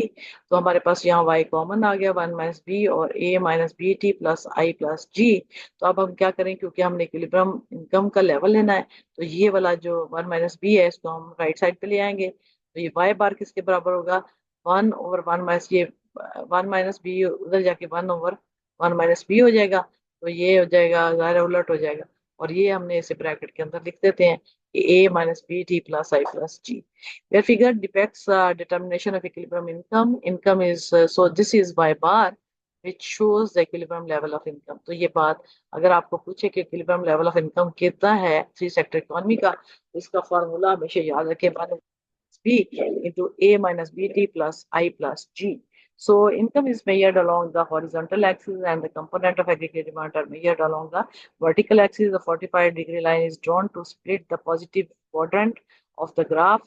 Positive quadrant को स्प्लिट कर लिया हमने, दो हिस्सों में तकसीम कर लिया। All points along this line indicate the aggregate expenditure equal aggregate output, aggregate expenditure equal to aggregate expenditure.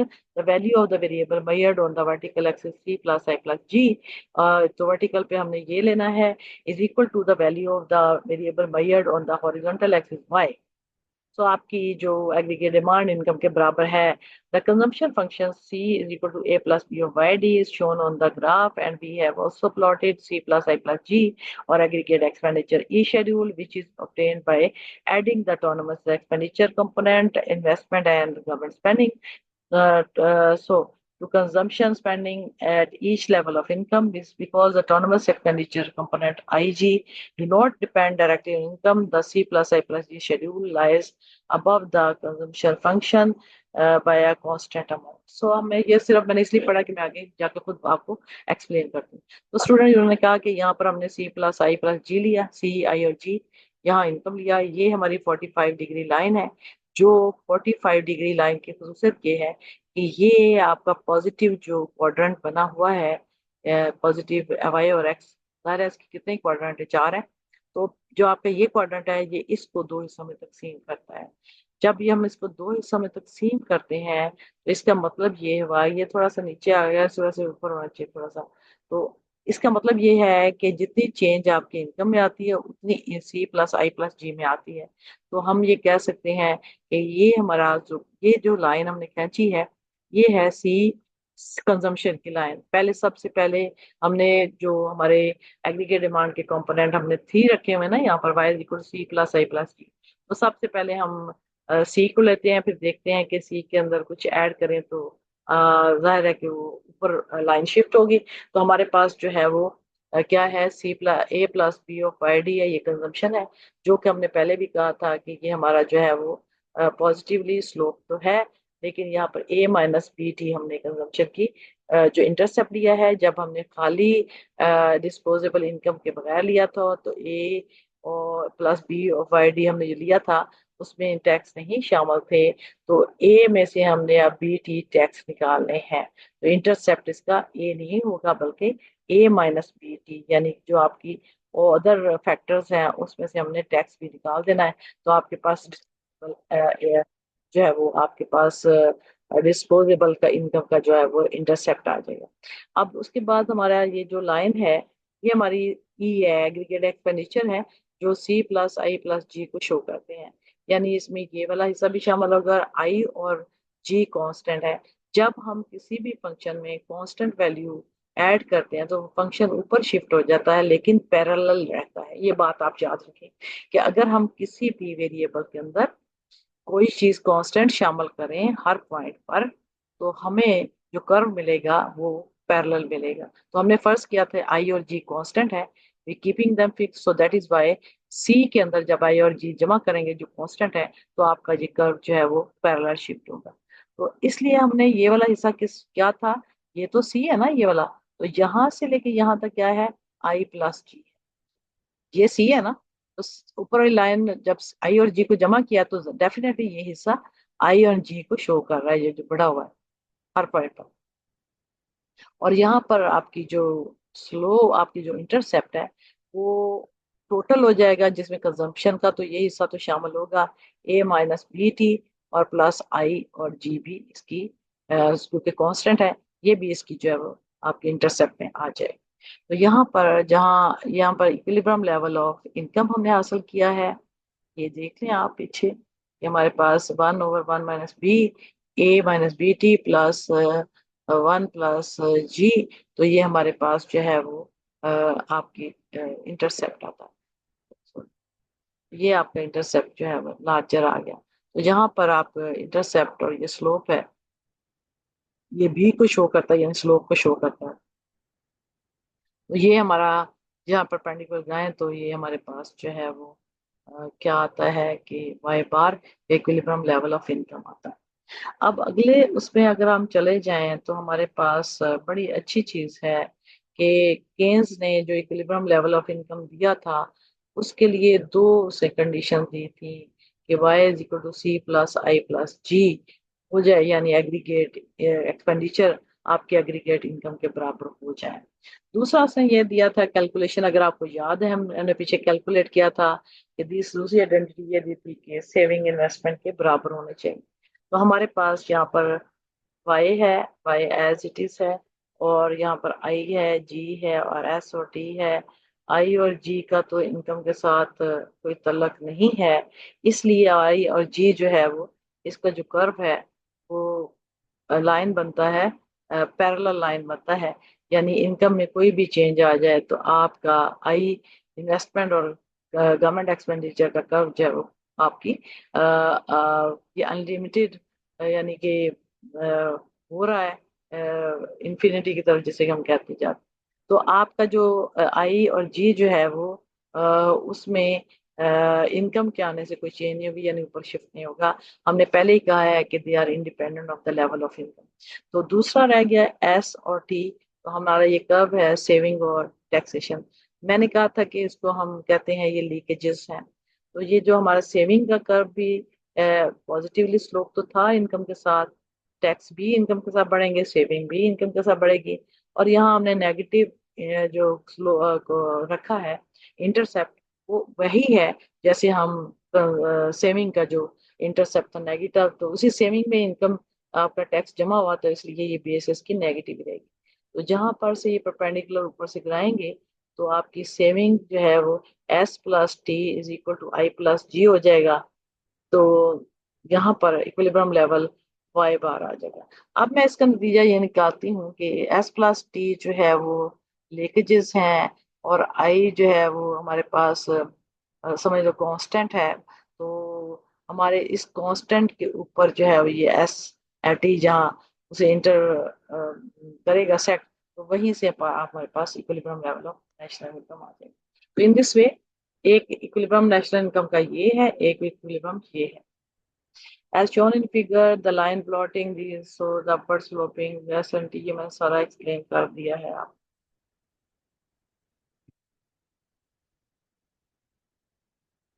Now consider why other points on the graph are not points of equilibrium.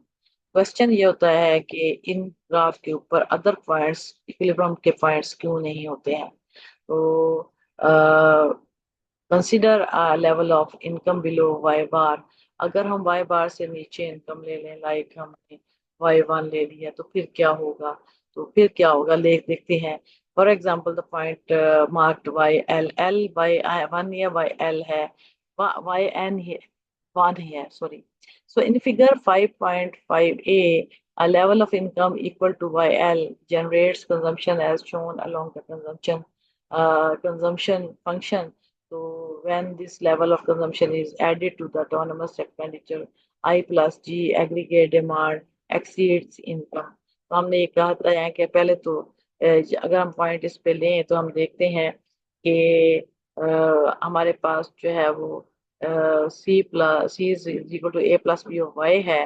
तो यहाँ पर हमारा consumption नीचे है और हमारा जो ये वाला कर्व जो है वो 45 डिग्री से ऊपर है। Let's see what happens. So generates consumption as shown in, वो हमने देख लिया है कि वो नीचे है। When this level of consumption is added to the autonomous expenditure, aggregate demand exceeds aggregate income. तो हमारे पास क्योंकि ये एग्रीगेट इनकम का कर्व है, 45 डिग्री लाइन को हम इनकम का कर्व भी कहते हैं। तो Y1 के ऊपर क्या हुआ है कि एक्सपेंडिचर जो है वो आप कंजम्पशन तो कम है, लेकिन एग्रीगेट एक्सपेंडिचर जब हमने C प्लस आई प्लस जी किया तो एग्रीगेट एक्सपेंडिचर आपकी इनकम से ऊपर है, यानी आपने अपनी क्लास से ज्यादा खर्चा कर लिया है। Okay, aggregate expenditures are greater than aggregate income yield. So aggregate demand exceeds the income. C plus I plus G schedule is above the 45 degree line. Equivalently, at this point, I plus G is greater than S plus T. तो इस पर जो क्या है, हमने नीचे देखें तो नीचे वाले पोर्शन में जब हम आएंगे तो हमें लगेगा कि यहाँ पर जो S प्लस टी जो है वो I प्लस जी जो है S प्लस टी से ऊपर है। तो यहाँ पर एग्रीगेट एक्सपेंडिचर्स जो है वो इनकम से ऊपर है, क्योंकि ये 45 डिग्री लाइन नीचे है और ये एग्रीगेट एक्सपेंडिचर जो है वो ऊपर है। अगर नीचे आए तो यहाँ पर आवाजें नजर आ रहा है कि आई प्लस जी का कर्व ऊपर है और एस प्लस टी का कर्व नीचे है। So, as shown in figure, it also follows that demand outstripping production, यानी डिमांड जो है वो आउटपुट से बढ़ रही है। डिमांड आउटपुट से बढ़ रही है। आउटपुट क्या है, कम हो गई है और डिमांड उससे बढ़ गई है, और कम रह गई, कम पड़ गई है। ठीक है। Desired investment will exceed actual investment. तो डिजायर्ड इन्वेस्टमेंट जो है वो आपकी एक्चुअल इन्वेस्टमेंट से बढ़ जाएगी at point such as Y1 C plus I plus G is greater than Y and C plus IR plus G, therefore I is greater than IR।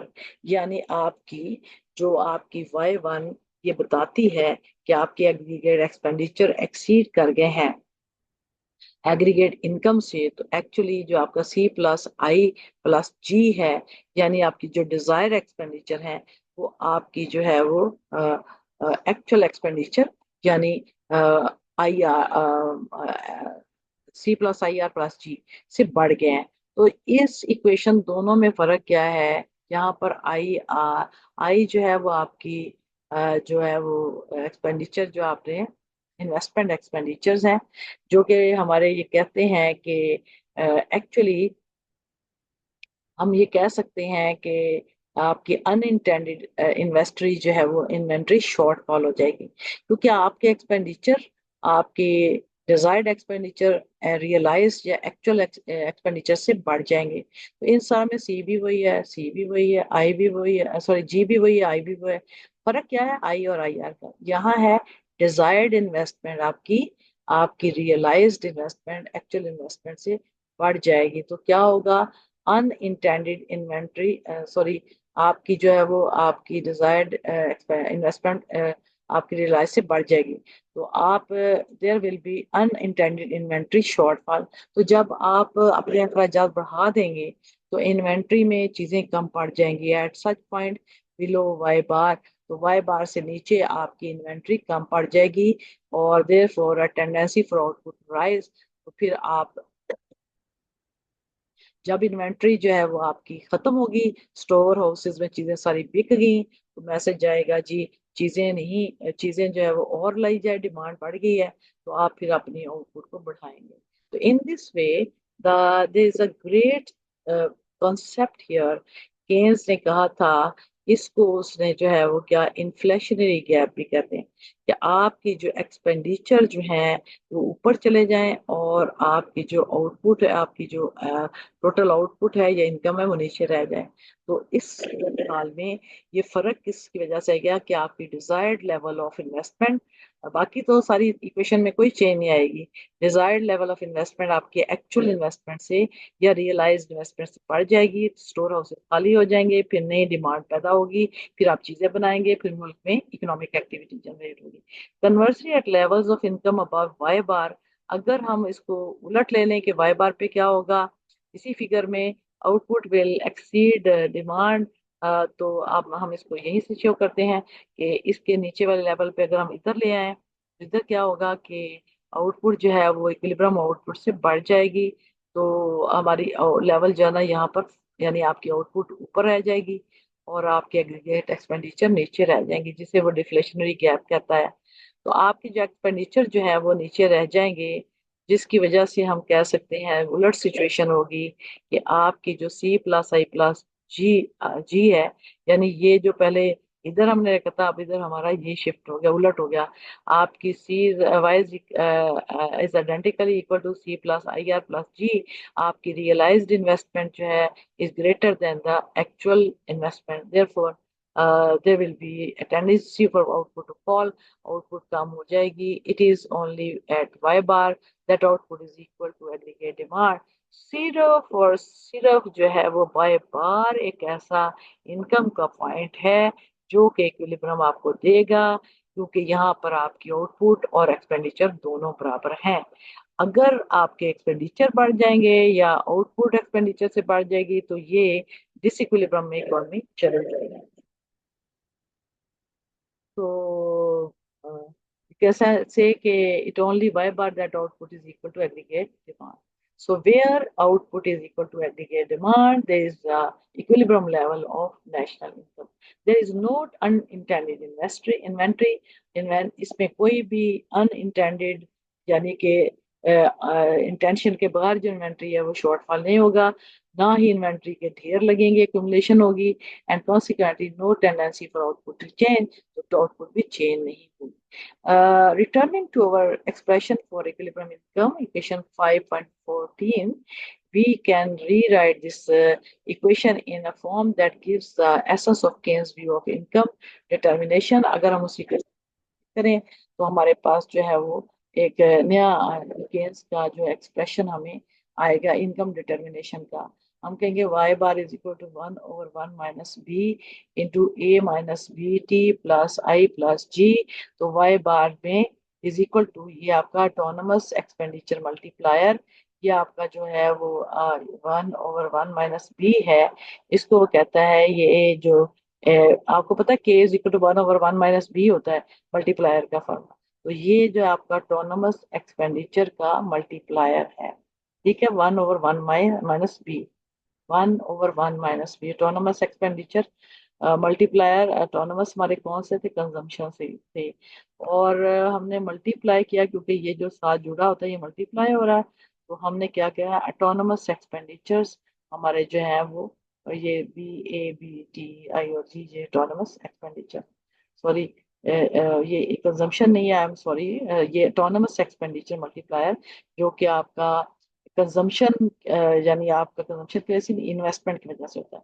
तो 1/1 - B ये autonomous expenditure multiplier है, not induced, और ये autonomous expenditures हैं।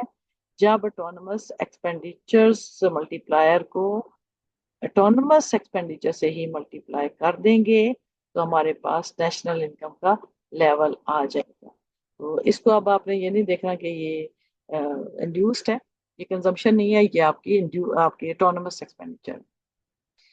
The first term 1/1 - b is called the autonomous expenditure multiplier. ये मैं पहले बता चुकी हूँ। Note that b is the fraction of any increment to disposable income that goes to consumption. b आपका एमपीसी है, ये वो हिस्सा है जो इनकम की तरफ जाता है। द मार्जिनल प्रोपेंसिटी कंज्यूम ही से कहते हैं, मैंने पहले भी बताया है कि इसे हमने b को एमपीसी कहते हैं, तो 1/1 - एमपीसी भी लिख सकते हैं। द टर्म 1/1 - b और 1/1 - एमपीसी इज देन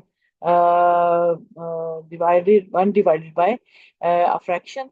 तो हमारे पास जो टर्म है 1/1 - b, हम 1/1 - एमपीसी भी कह देते हैं, divided by the fraction and hence some number greater than 1। Some examples are given. हम उसकी एग्जांपल से समझते हैं। फर्स्ट करें, बी आपके पास 0.5 है, यानी एमपीसी इज इक्वल टू 0.5। तो यहाँ हमने वैल्यू पुट की 1/1 0.5, 1/0.5 को डिवाइड किया तो ये आपके पास 2, आपका जो एमपीसी है वो 2 आता है। अगर हमने 0.8 को किया तो 0.5 आता है। ठीक है, यानी जितना बड़ी वैल्यू जो है वो 1 में से निकलती जाएगी उतना जवाब बड़ा आता जाएगा। ये 0.9 है तो ये 10। So this is 2, 5 and 10 are the B values, and 10 are your multiplier value. When the b is 0.5, the multiplier is 2. When the b, yani MPC is equal to 0.8, the multiplier is 5. When the MPC or b is equal to 0.9, the multiplier is 10.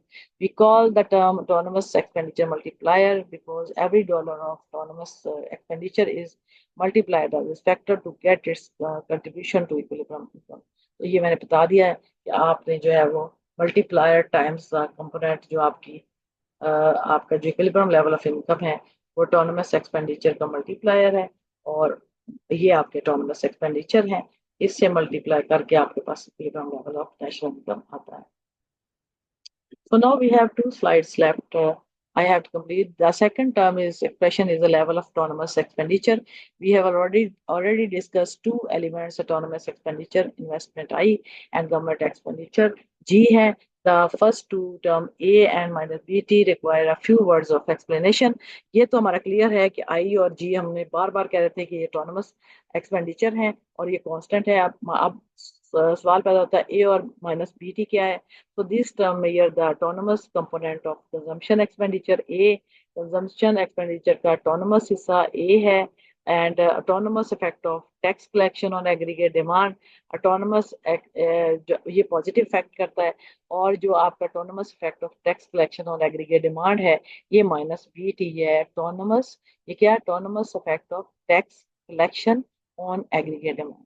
So this is the A is the autonomous component of consumption expenditure, जो और ये आपका है autonomous effect of tax collection on aggregate demand, which also works through consumption. तो ये consumption के through ही काम करता है। consumption is for the most part induced expenditure, अक्सर हम इसको induced कहते हैं। autonomous भी हो सकती है as explained previously. The 2 term A and minus BT however affect the amount of consumption for a given level of income.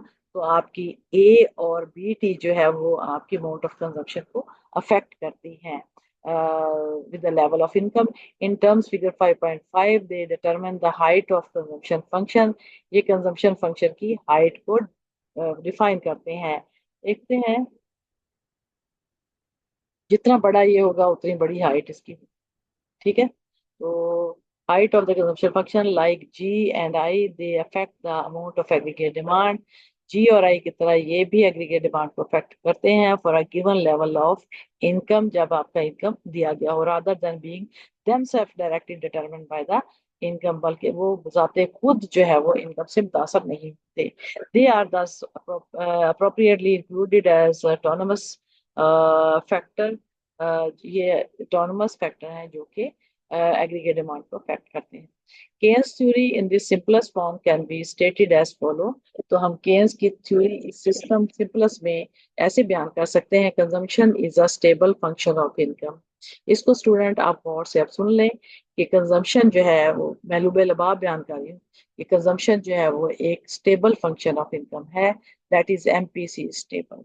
Stable function का मतलब ये है कि जब आपकी कंजम्पशन जो है वो ए प्लस बी ऑफ वाई है, तो ए जो है वो कांस्टेंट है और बी जो है वो उसकी स्लोप है। तो इसका मतलब ये है कि अगर वो कांस्टेंट है तो आपकी जो कंजम्पशन है वो वेरिएबल से मुतासर होगी, और उसमें जो हमारे पास जो स्लोप वेरिएबल है वो स्लोप के साथ अफेक्ट करता है। तो एमपीसी भी आपका स्टेबल होता है यदि फिक्स ही होता है ना, गिवन डिस्कशन में। Changes in income come primarily from changes in autonomous component of aggregate demand. Income में चेंज कैसे आती है? जब किसी भी कंपोनेंट ऑफ एग्रीगेट डिमांड में चेंज आएगी तो वो इनकम को चेंज करेगी। अगर पॉजिटिव चेंज होगी तो पॉजिटिव, अगर नेगेटिव होगी तो negative. Specially from changes in the unstable investment component, specially specially specially जो आपके आपकी एग्रीगेट डिमांड में चेंज आती है वो इन्वेस्टमेंट की वजह से आती है। So a given change in the autonomous component of aggregate demand causes a larger change in equilibrium income because of the multiplier. Ab, when a small change in investment brings a huge change in national income, it is to the through the multiplier effect. So आपके investment इतनी effective है कि इसकी वजह से जो है वो आपके इनकम में मल्टीप्लायर इफेक्ट आते हैं। मैं आपको बताती हूँ कि मल्टीप्लायर इफेक्ट क्या होता है। मसलन आप फर्ज करें कि गवर्नमेंट कहती है कि घर बनाने हैं, उसने 1 अरब की सरमायाकारी की है, उससे अगर 10 अरब की सरमायाकारी हो जाए तो इसका मतलब ये है कि ये 1 अरब ने 10 अरब को जनरेट किया है, तो इसका मतलब उससे इनकम में आपके जो है वो 10 अरब इनकम में इजाफा होगा।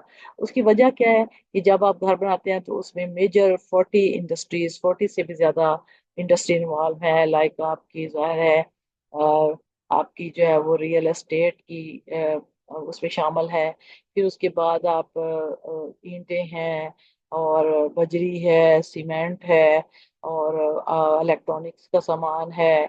और फिर इसी तरह जो है वो आप कह सकते हैं कि आपके जो दूसरे सामान है जो कि पाइप्स हैं, चीजें हैं, रेत है और क्या। अब जब आप बिल्डिंग बनाते हैं जब उसके लिए आपको करने के लिए उसे रास्ता करने के लिए चीजें चाहिए होंगी, तो हम कहते हैं कि एक जो इग्नाइट किया था इन्वेस्टमेंट का एक सेक्टर, उसने इग्निशन जो है वो पूरी इकोनॉमी में फैला दी, जिसकी वजह से लोगों को रोजगार मिलेगा, इनकम्स में इजाफा होगा और लोग धड़ाधड़ जो थ्रिल हो जाएगा।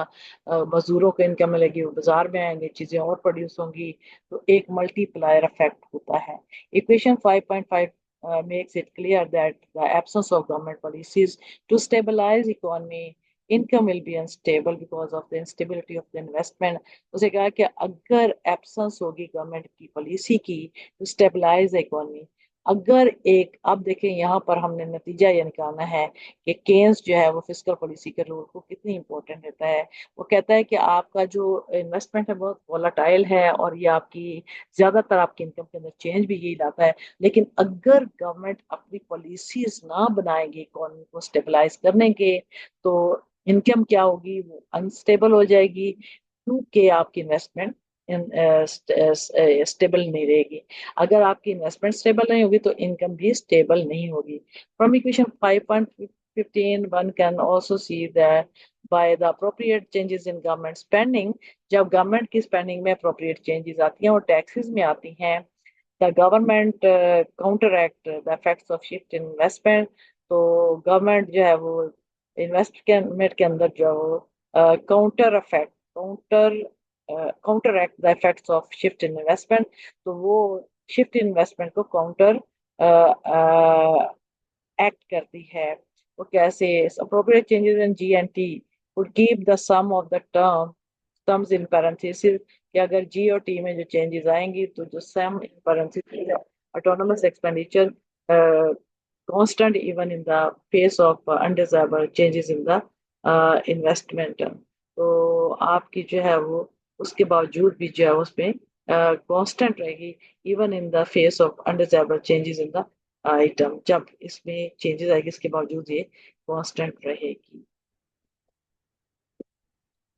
सो स्टूडेंट हमें जो अप्रोप्रिएट चेंज आती है ना जी और टी में, could keep the sum of the term in parenthesis autonomous expenditure. जब हम देख लेते हैं कि हमारे जो, अगर हमारे ए minus B T plus I plus जी, ये इसमें जो चेंज आती है तो इसमें जो सम है पैरेंथेसिस के अंदर, वो क्या कहता है कि appropriate change is this, the sum of the term parenthesis यानी ऑटोनमस एक्सपेंडिचर का जो सम है वो कांस्टेंट रहेगा even in the face of the undesirable changes in item. बेशक जो है वो इसके अंदर आइटम के अंदर जो है वो अनडिजायरेबल चेंजेस आए, लेकिन इसका सम वही रहेगा। So students, component of aggregate demand हमने ये पढ़ लिए हैं, सी भी पढ़ लिया है, आई भी पढ़ लिया है और जी भी पढ़ लिया। मुझे उम्मीद है कि आपको ये समझ आया होगा। तो अगला टॉपिक हमारा जो है वो पार्ट 3 का है, जो चेंजेस इन इक्विलिब्रियम इनकम के ऊपर कंसिस्ट करेगा। सो फॉर नाउ मैं आपकी बहुत सी दुआओं दुआओं के साथ आपको जो है वो क्या कहती हूँ, अल्लाह हाफिज। और आप जो है वो खुश रहें और अपने काम जो है वो जारी रखें पाकिस्तान की प्रॉस्पेरिटी के लिए। हमें सबको मिलकर काम करना होगा और स्टूडेंट का काम है कि वो अपनी तालीम के ऊपर पूरी तवज्जो दें, ताकि उनकी जो फ्यूचर में जो करियर है उनको खुद चूज कर लें। ठीक है, अल्लाह हाफिज एंड गुड बाय।